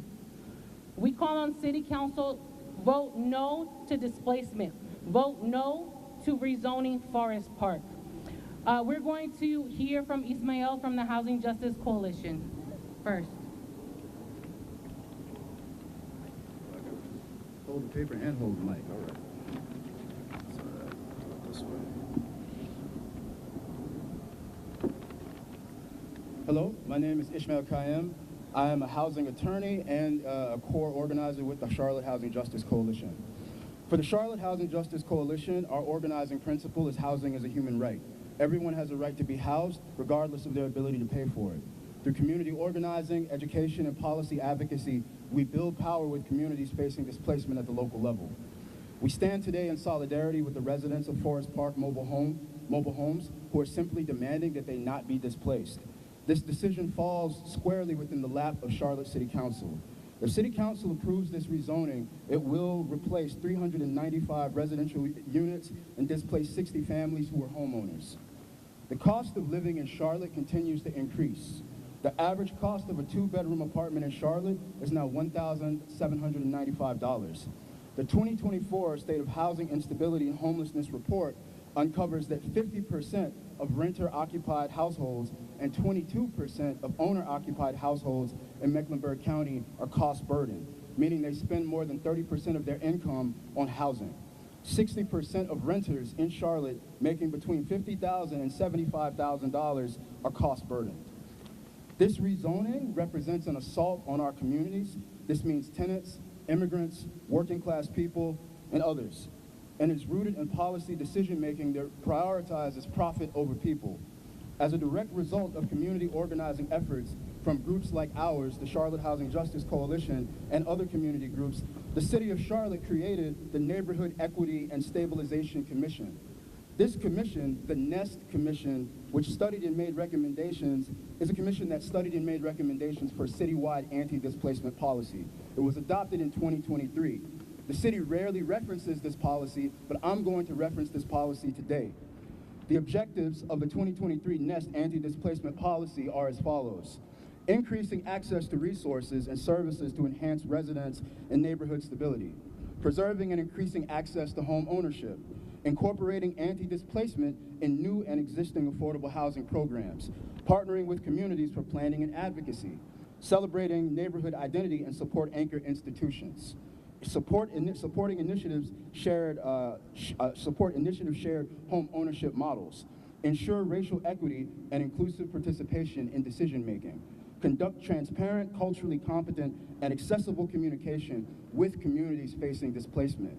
This ostensibly, is true whether they speak English, Spanish, or whatever language. Dedicate funding to meet anti-displacement goals. This rezoning represents the polar opposite of this policy, which is the City of Charlotte's stated policy. So the question that we put forward to you today will the City of Charlotte uphold its own anti-displacement policy or once again side with developers over residents? Thank you.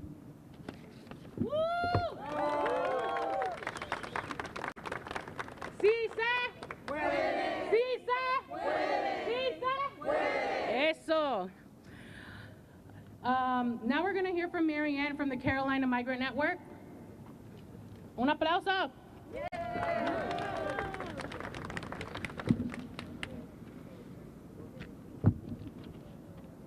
Good afternoon, everyone. I'm going to do this in English and then in Spanish.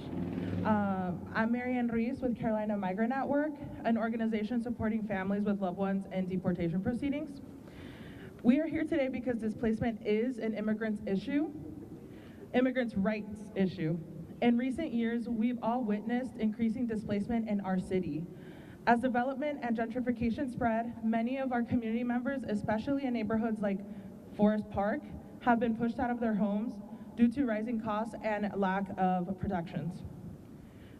Forest Park has been home to immigrant families. These are elders, multi-generational households, disabled residents, and essential workers.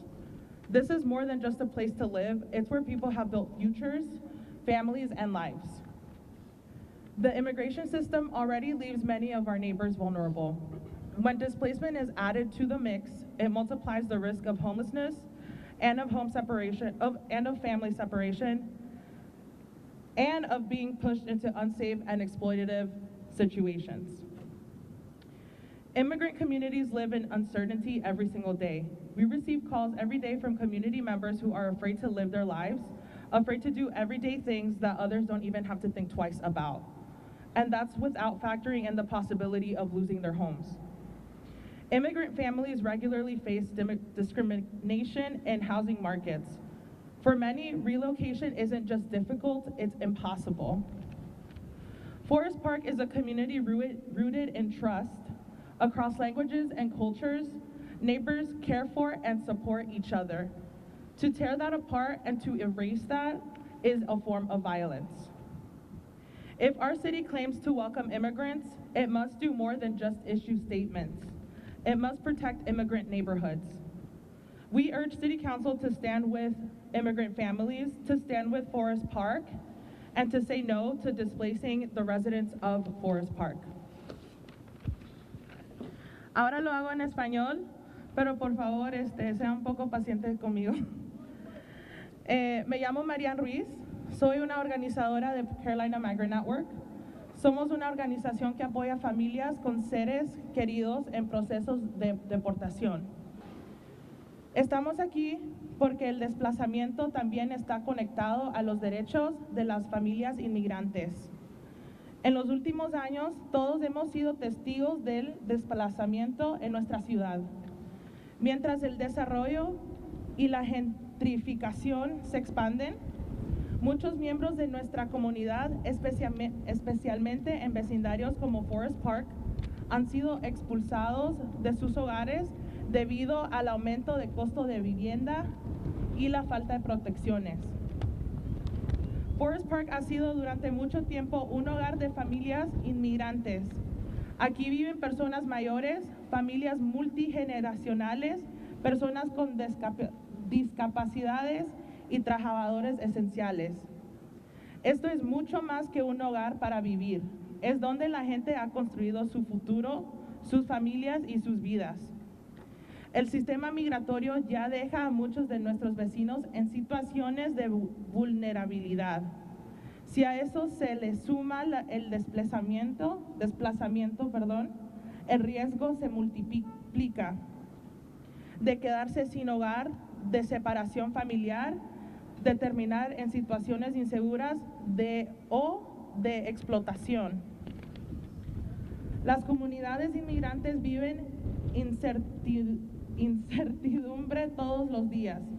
Recibimos llamadas de miembros de la comunidad que tienen miedo de vivir sus vidas, miedo de hacer cosas cotidianas que otros ni siquiera lo piensan dos veces, y eso sin considerar la posibilidad de...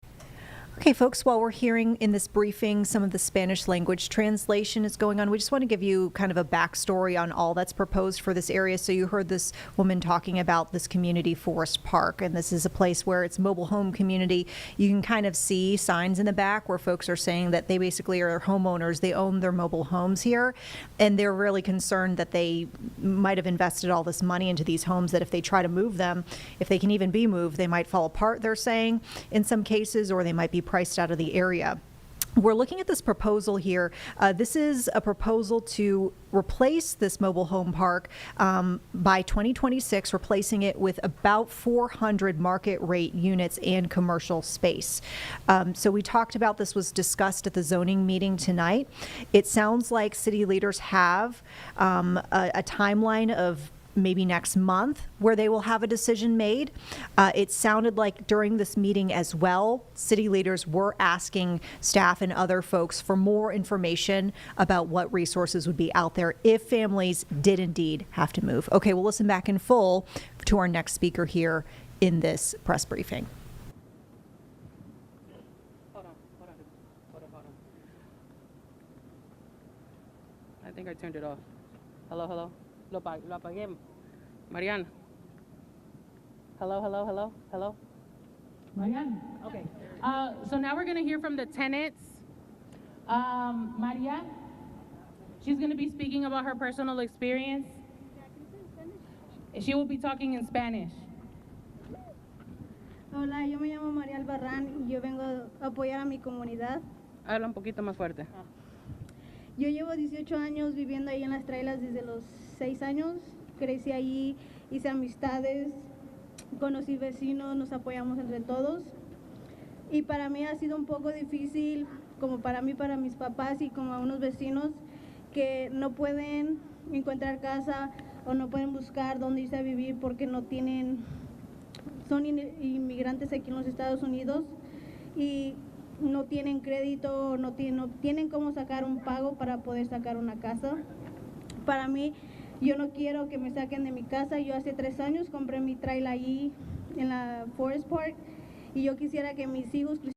All right, so we'll come back to this as we're able to. Briefly, you heard that woman, though, who she's a tenant there. She lives in that Forest Park community, talking about how she's lived there for several years. She says she has a lot of concerns with having to buy a new home if she needs to, or to even buy a home, because she says she doesn't have credit, and it sounds like they don't really have the means at this point as immigrants to purchase a new place to live if they have to. We're going to go back to Charlotte City Council meeting. Like we mentioned, there were several speakers here. If we get back to this, we certainly will if we can. But meantime, we'll listen in on Charlotte's zoning talks.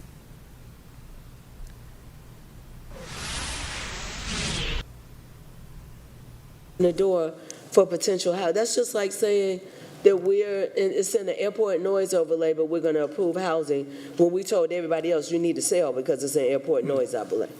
And again, I think our main view of it was that could happen on this piece today and not this piece. If the rezoning went through, it could happen on this piece tomorrow and not that piece. So it's again, we looked at it straight as a swap between two property owners that were agreeing to it. They would be in control and ownership of the property, and whether or not a future house was built in this location or this location, they're both going to be still, in this area of industrial zoning around it. There's office zoning here, but we didn't really look at it as more or less impactful. It was almost kind of one negates the other. So, Okay. Thank you. Move it closer here. Thank you. So, Mr. Pettin, I believe Ms. Reddick is here. She might be able to add some light Only if I to... was asking a question. I'll follow up. Say that again? I wasn't asking an additional question. You didn't want an additional question? Okay, I just wanted to make sure you knew that she was here. Okay. We have a motion to close public hearing and second. All in favor, raise hands.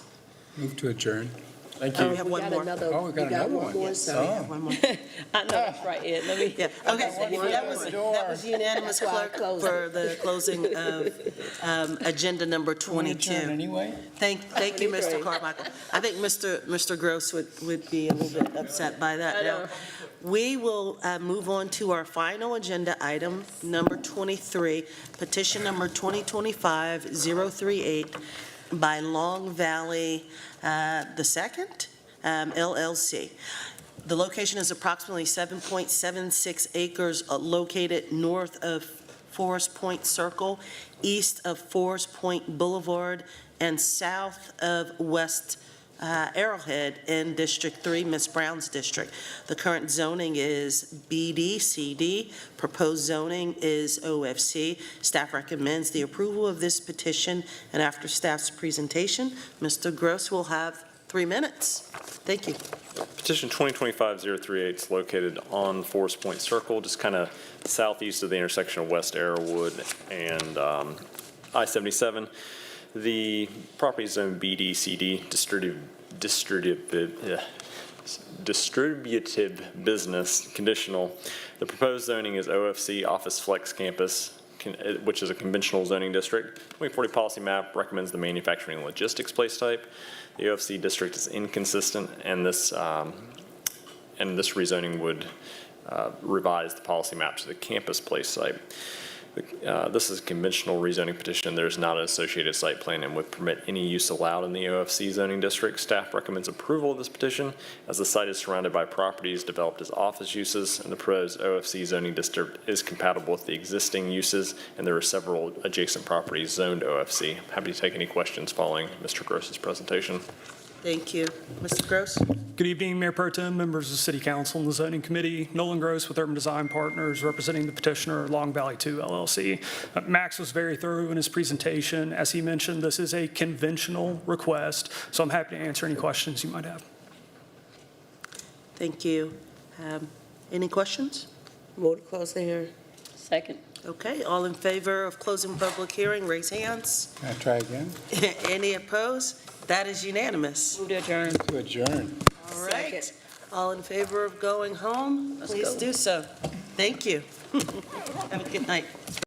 There you hear it, Charlotte City Council zoning meeting wrapping up for the evening. Keep in mind, not only was there the item we just showed you, the protest from the folks who are concerned with the mobile home rezoning, there was also the item that our Julie Kay is covering for us tonight, and that is the request for rezoning in order to put a new metal warehouse in a West Charlotte neighborhood. And it sounds like that petition was actually approved. Julie's going to go into some of the specifics, but apparently there were some concessions, some changes made to the petition in order to ease this along. So she's going to dive into what those changes are and what neighbors have to say about that coming up tonight at 11 here on WCNC Plus.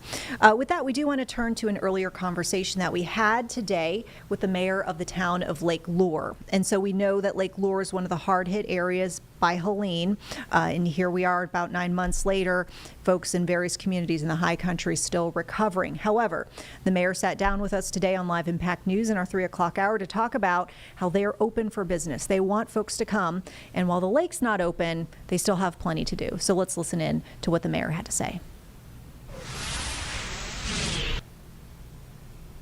Plus, I'm Vanessa Rufus taking over for Nick Sturdivant. We have a really important topic to talk about here this hour, and that is Helene recovery. And we're pleased to be joined right now by Lake Lure Mayor Carol Pritchett, because there's a lot to mention about what's open in Lake Lure, how folks can go and support the town, but also we really got to talk about the ongoing recovery efforts because it is a process even all these months later. So Carol, thanks so much for joining us. We appreciate your time. You're certainly welcome. I'm delighted to be here, Vanessa. So let's start off with Lake Lure. How is the town doing? What's open? I've seen you've put some events on the calendar for this month and beyond, so it sounds like y'all are welcoming folks right now to come and visit. We absolutely are. That's absolutely true. Lake Lure, the town of Lake Lure is absolutely open and thriving, and we're so grateful for all the progress that has been made. And so many things are ready to receive visitors. The one thing that we're not able to open right now is the actual lake itself. We're in the process, which is wonderful. Army Corps of Engineers is been in the process since actually October of removing all of the sedimentation and subsurface and surface debris from Lake Lure, but that will continue through the summer. And until we have removed all of that, the lake cannot be open for visitors. But other than that, that's just one part of what is available in Lake Lure. The trails are open, which are beautiful. We have two 18-hole golf courses that are open in Rumbling Ball. Morse Park is partially open. Our own Public Works Department has redone that. The gazebo, where so many weddings have taken place over the last decades, are open. All of our hotels and restaurants are open, so we absolutely welcome everyone here. Of course, there is a little 6474 is open only to locals through Chimney Rock now, but we're just 13 miles off 26, so you can certainly access us by 26 or coming up 6474, and we welcome everyone coming here. Now, I mean, you mentioned the fact that unfortunately you can't have the lake open yet for folks. This has been a really extensive, I guess, dredging, cleaning up process when it comes to the work. I saw the Army Corps of Engineers has been helping with that. And I've just kind of been blown away in general as we start to see the numbers reported from a statewide basis, both North and South Carolina with Helene recovery. The amount of debris that's been collected over the last several months related to this storm has been absolutely spectacular to think of. But I mean, that's a lot of work. And I mean, how much have you gotten actually out of the lake where you are right now? Well, you know, it absolutely is remarkable. This is so far, and just in the last week, I'll give you those stats just for the last week. 376,000 tons of silt and sediment was removed. 46,744 cubic yards of debris from the waterway was removed. That is the largest amount of silt and sedimentation removed in 1 week so far. Well, folks, we did promise that we would take you to any live images we got from the G7 summit happening in Canada. And it looks like we just had, I guess what they called a family photo, if you will, but essentially all the leadership attending this summit up there on the stage to get video and shots of them. But this is coming on the heels of that breaking news we just mentioned a few moments ago. The fact that President Trump, while we of course see him here in this shot walking away, is actually going to be leaving early, and we're told he's going to leave right after dinner. So I believe that's probably imminent at this point, that he's going to be heading back to the White House and get into the Situation Room, where he will be discussing with other officials the ongoing conflict in the Middle East and the escalating conflict that we're seeing specifically between Israel and Iran.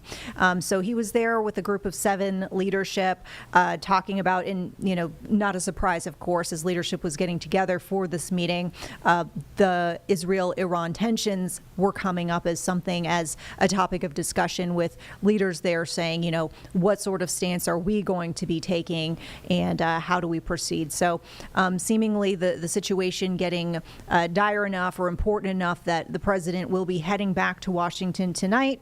And as White House Press Secretary Caroline Leavitt posed it in a statement that she put on X just earlier this evening, he's going to do this, quote, so he can attend to many important matters. So we'll keep you posted as we learn more on that situation there. A beautiful shot from the location of the G7 summit was mentioned was Western Canada, and we'll of course break back in with any new information on that front. We'll send you back though to our ongoing discussion with the mayor of Lake Lure about recovery efforts following Helene, and how folks can head up to the high country and support our communities that are still recovering. A little bit means one more truckload of sedimentation that's not in Lake Lure. So it's just an amazing effort, but there is a huge amount, as you said, of sedimentation and subsurface debris, and it probably will continue at least until this fall. Wow. That's That's unfortunate to hear in the sense, we know that folks love the lake and, but I mean, just incredible progress thus far. Well, it is, and this will restore to the lake to its natural beauty and usability and safety. So yes, Helene was a disaster for everyone and certainly impacted people in different ways. We're so lucky in Lake Lure, of course, not to have any loss of life, but what's being done to the lake now will preserve it for generations to come. Recently, we spoke with the Boone Area Chamber of Commerce, and, we heard similar messaging from them as far as, we're open for business, come visit us. But we also heard something a bit more dire from the CEO and president there of the Chamber of Commerce, and he was speaking on the fact that we need people, not just we're welcoming people, we need people. He seemed pretty concerned that, that stat that we sometimes hear thrown out after natural disasters, the fact that 40% of small businesses don't reopen following a major natural disaster. He seemed to be concerned that that might come to fruition. What are you hearing from your small businesses in that area? Are they feeling as dire of a situation? And if so, what can folks do to help? Well, of course, our economies are all mainly based on tourism. Certainly in Lake Lure it is.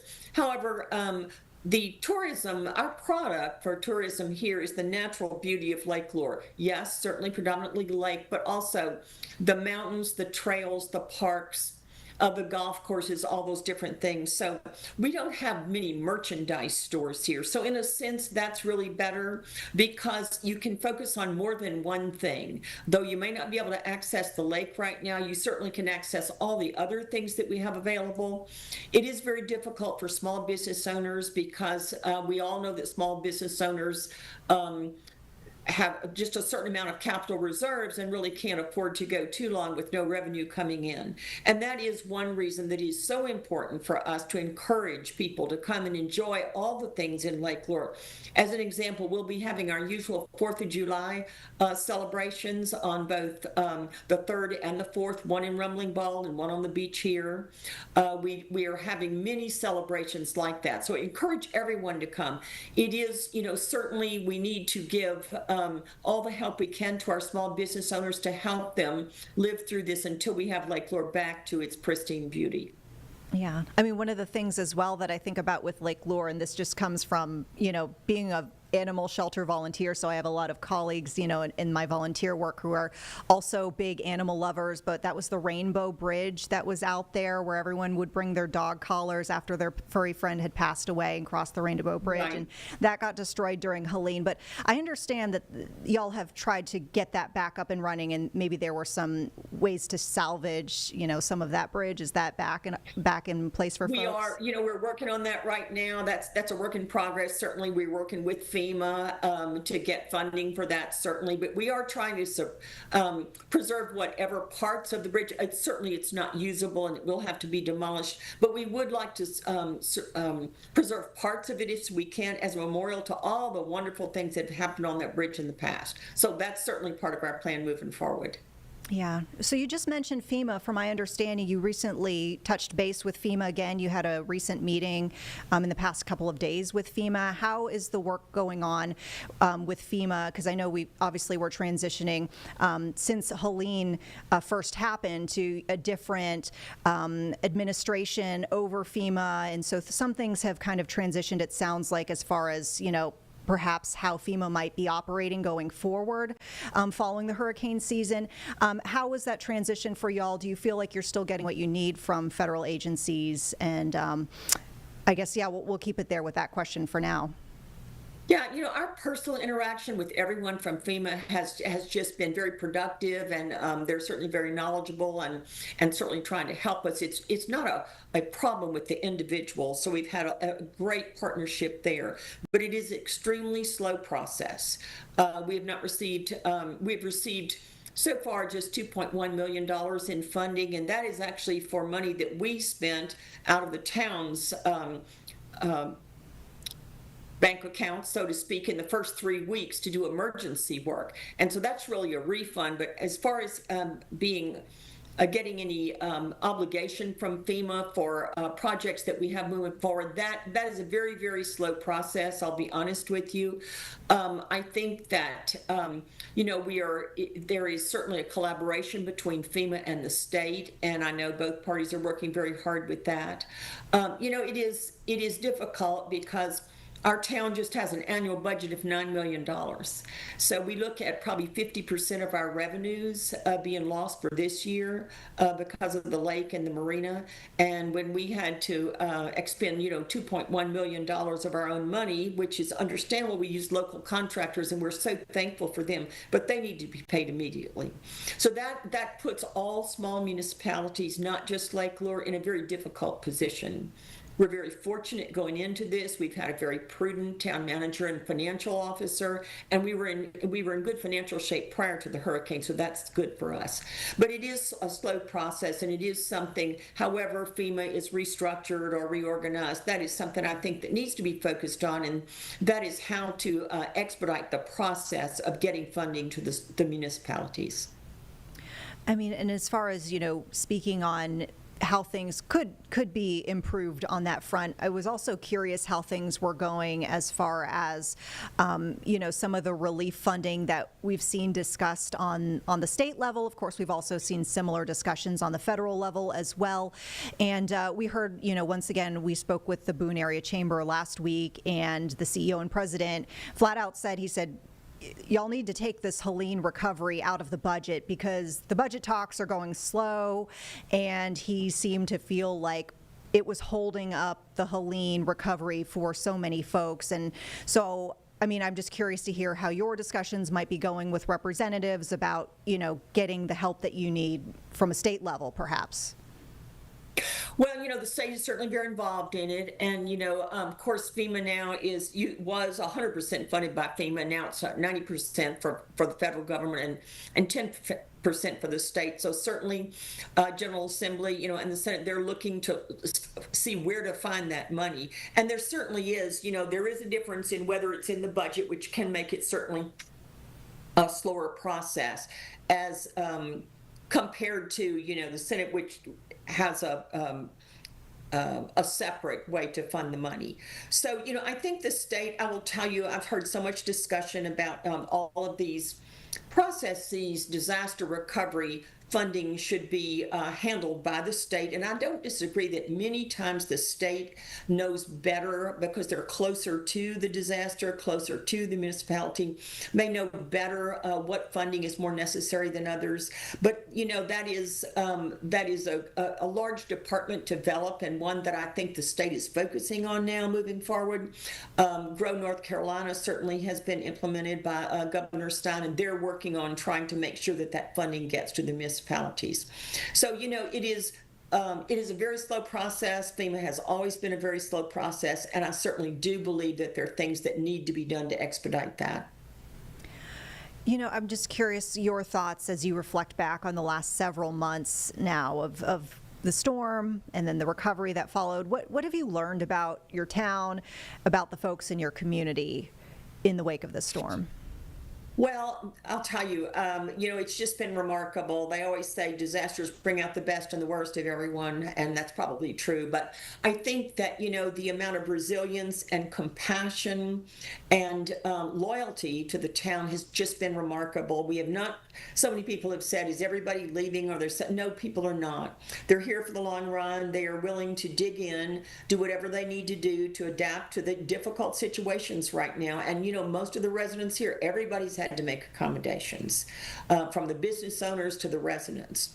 But I think, the ability to look into the future, look at the long term, and realize that this is something that just takes a while to fix, and to be patient with it, and to recognize that, we're all inconvenienced by it, to be honest with you. So I think, one of the things that there are a lot of people in Lake Lure who are we're retired. We're getting lots of new younger people moving in, which is marvelous and always a real shot in the arm to any community. But a lot of the people here have been through hard times before, and I think that they appreciate more what it takes to just be resilient, stand shoulder to shoulder with the people in your community, and just work out the things that need to be done. So I couldn't have more admiration for the community here. Certainly, just a tremendous amount of respect for our emergency management crew, both the fire and the police, who've just been amazing in all this, and all of our all of the people who work for the town of Lake Lure here have just really worked together and addressed a disaster that they were unprepared to address, because not that we did not have a good emergency management plan, we did, but you can only make a plan for what you envision might possibly happen. So we learn from this, we recover from this disaster, and we move forward knowing more about what we need to do next time. How do you feel about us being in hurricane season now? I mean, is that kind of filtered your, the Helene experience, has that filtered your thoughts on hurricane season as we are in it right now, and how y'all have prepared for this season? What are your thoughts? Absolutely. We actually had a meeting 2 weeks ago to redo our emergency plan. And, looking at everything, taking everything into consideration, the emergency plan that we had before, and DEQ was a part of that. Our emergency management people were a part of that. People from the county and the state were a part of that. So you always have to look at how can we improve. I lived the majority of my life in the Gulf Coast, in Texas, Louisiana, until 2011. So I've lived through almost every hurricane that's occurred, to be honest with you, right in the middle of it. And I'll tell you, another hurricane will come. It may not be exactly like this one. This was certainly an unusual situation, but another hurricane will come, and we need to be prepared for it. So we're focusing on that at the same time that we focus on recovering from this community. How can we be better next time? How can we protect our town better than we did last time? Mayor, is there anything else you'd like to leave our viewers with here on Live Impact News about the situation, about the recovery, about coming to visit, whatever you wish to say to our viewers? Well, everybody always says, what do you need now? And we're so thankful for all the help that we have gotten, and just from so many different sources.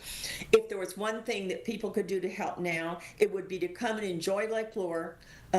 Close your eyes to the things that there are some things that you may see. The lake can't be your use, certainly, and you'll see Army Corps out there just working tirelessly to bring the lake back to its beauty. But come and help make it able for all the people who live in Lake Lure and who have businesses here to survive this in an economic way. So if you could do one thing for us, come and visit us and enjoy what's here for Lake Lure now. All right. Lake Lure Mayor Carol Pritchett, thank you so much for your time here, and we hope to have you back on. Let us know if you have any big updates that you'd like to share with our viewers here on Live Impact News. I absolutely do that. Thank you for having me. It's my pleasure, truly. Absolutely. All right, we'll see you again soon. Of course, the dialogue about Helene recovery will continue. We got to break in with some new information here in the Live Impact News studio. Seeing an update from the NAACP regarding basically the non-invitation, the invitation not being extended to President Donald Trump and Vice President J.D. Vance. This was announced today, and important to note, the convention is set to happen in Charlotte next month, but we're seeing, according to this announcement from the NAACP, that for the first time in 116 years, the sitting president of the United States will not be invited to the national convention. So that's set to take place July 12th through 16th here in Charlotte, and you can see some images from that announcement today posted to the group's Facebook page, where you can see some local leadership, including the Mecklenburg County NAACP president. We also have, looks like, Charlotte Mayor Vi Lyles among the group taking photos here. Looks like we've got the Mecklenburg County Sheriff among folks as well. Seeing Mark Jarrell from Board of Commission, just to name a few. So the statement we got from NAACP regarding this decision, reading in part that the decision is based on, quote, a quote here, Donald Trump, they say, is attacking our democracy and civil rights. They go on to say the president has signed unconstitutional executive orders to oppress voters and undo federal civil rights protections.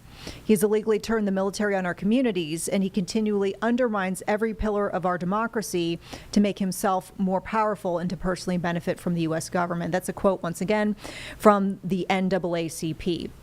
So they go on to say, essentially, NAACP has made the decision to break with tradition and does not invite Donald Trump or J.D. Vance this year. They go on to say the administration does not respect the Constitution or rule of law. It would be a waste of our time and energy to give a platform to fascism, which would be unacceptable, end quote. So once again, some breaking news just into the newsroom regarding a big convention here, which traditionally would invite a sitting president to visit. The Charlotte convention set for July 12th through 16th, though will not, for the first time in 116 years, invite President Donald Trump nor the vice president. If we get more on this, we'll pass it along if we get a statement or any additional information, of course.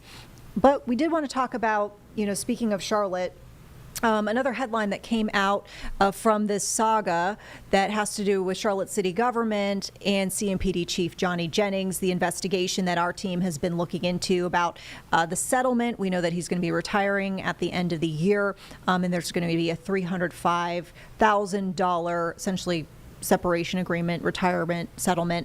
But our Nate Morabito has found some more information in trying to dig up some of the documents related to that settlement, and it pertains to some moving expenses. So here's our earlier conversation with Nate about what he found and why advocates and watchdogs are concerned about this information. Another big headline for us today. In recent weeks, we've been talking a lot about the city of Charlotte, this ongoing saga with the CMPD chief settlement. We're learning some new information that kind of bubbled up, if you will, throughout the process of investigating some of the chief's particulars when it comes to payments. Our Nate Morabito has been doing some great investigative legwork on that, requesting documents and requesting, responses from folks. So Nate, you've got some new information for us, and this is regarding, this sounds like moving expenses that were paid to the chief. Now, this wasn't recent, right? This was when he basically became the chief, correct? Yeah, they're labeled moving expenses. And what struck me as I started digging into this and saw some pay stubs I requested, and I'll tell you why I requested them in a minute, but the bottom line is that pay stubs show that in 2020, after the city manager named him as the new chief, Johnny Jennings, the city of Charlotte paid him $77,000 to relocate to the city of Charlotte. He was living fairly close by in a neighboring county. The job posting for the chief job said that you have to live in the city of Charlotte. And there were basically two payments. One shortly after he was named the new chief, before he was sworn in, and then another one after he was sworn in. Fairly sizable. And I don't know how often you've moved. I assume quite often because of the because business of we're news, in. yeah, correct. And I have too. And I mean, I've never heard of a moving expense even close to that. I mean, this is like a salary for somebody, or maybe two salaries for a person, depending on their role. And I would have maybe never looked into this had the whole settlement between him and the city happened in the first place. You remember he settled. At first, it was behind closed doors for, we now know, $305,000. He was frustrated by what he felt was an attack by a former city council member against him over his stance at the time on outer carrier vests. And we later learned from the chief himself, he disclosed what the settlement was. That was $305,000. And in the aftermath of that, I was reporting on how his pension would balloon because of these extra payments. Like when he retires for the rest of his life, he's going to get at least an extra $9,000 a year. But through that reporting, I requested his personnel file, which is fairly standard. I mean, that's something I do with a lot of people. And in it, I noticed the year by year how much he was paid. And I noticed in 2020, his pay was like $270,000. He made $279,000 last year. Okay, so he jumped to $270,000. Then I saw in 2021, 2022, and 2023, it was less than $270,000. So I'm like, well, what else is going on here? What other payments did he potentially receive? And there's personnel laws, so the city feels limited in what it can release to us. So I said, well, I'd like to request every pay stub for 2020. And as I was reviewing those pay stubs, I noticed two in particular, one from May 2020, one from August 2020, and I have them right here. The first one from May was for $43,000 for taxable moving expenses. The second one from August was for $33,000, almost $34,000, also for taxable moving expenses. So you have this $305,000 settlement already. You have a pension that's partially taxpayer funded that's increasing now because of this. And then you have, in his hiring, a 70. All right, so just a snippet there of our earlier chat with investigative reporter Nate Morabito on his discovery of this moving expenses for CMPD Chief Johnny Jennings. We invite you to go to WCNC.com or the WCNC Charlotte mobile app to learn more about that. And of course, stay tuned for any more updates on that front. We got our next hour of programming coming. Keep it here for 11 and the newscast on WCNC+.